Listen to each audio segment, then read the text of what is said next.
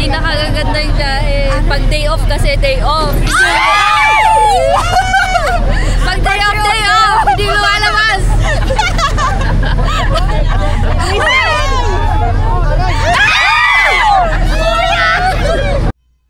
At dahil day off nga namin, nag-decide kaming pumunta sa Caparcan Falls sa Tineg Abra. Consider day off pa rin ba kung isang buwan na kaming hindi nagtatrabaho? Pagkatapos namin mag-register at magbayad sa tourist center, sumakay kami sa monster truck kuno, and it was about a 1 hour 30-minute drive from there to the falls. 4 lang kami na magpipinsan, yung iba dyan hindi na namin kilala. After that bumpy ride, we arrived at the entrance. There was another 20-minute trek going down and then going back up, baka 20 to 40-minute trek, depende na sa pacing mo. Super matarik siya and mabato. Masakit siya sa paa actually. Naka-cautious ako. Masakit pa mo. Bago kami nag-explore, nag-picture muna kami dito sa signage. Unang tingin pa lang namin sa falls, alam na naming malinis at sobrang refreshing. Malamig yung tubig at hindi gano'ng nasisikatan ng araw dahil maraming puno. We had the best experience because we went on a weekday, so the place was not crowded. So ayan, dahil nga terraces yung falls, ingat at todo kapit lang kami. Beware na lang din at may 2 cases na of snake bites. Pero, non-venomous naman daw. Yan no, yung plunge pool dito is bluish-green. Hindi ako marunong mag-describe pero ang ganda talaga and worth it to puntahan. Mid-August pala nung pumunta kami and katatapos lang dumaan ng bagyo. According to the locals, mas maganda daw dito kung umulan. Tapos kapag summer naman, sarado ang falls dahil wala ring tubig.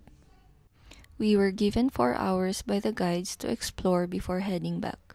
We took our time and enjoyed. At that time, we just let nature hug us, heal us, for even just a moment to let go of what was weighing on our shoulders.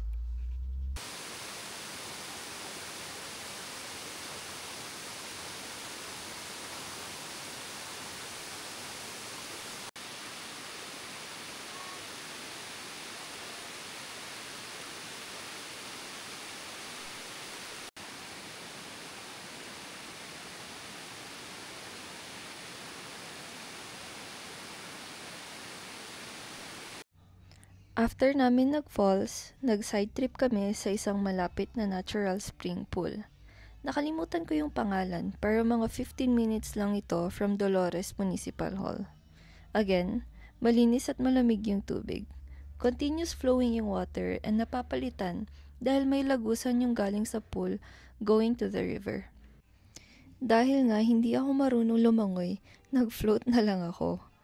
Sobrang clear nung tubig. Nakikita mo yung bato sa pool floor and may mga maliliit na isda. The pool had 3 depths. So kung maliit ka tulad ko at kung swimmer ka tulad ng mga pinsan ko, may enjoy nyo lahat yung experience.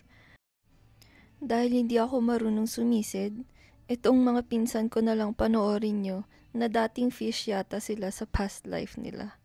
O, diba? Sana all isda. Again, because we went on a weekday, parang solo na naman namin yung area. But on busy days, sabi ng guide namin, talagang marami rin taong dumadayo. Yun lang. Bye and thank you, Abra.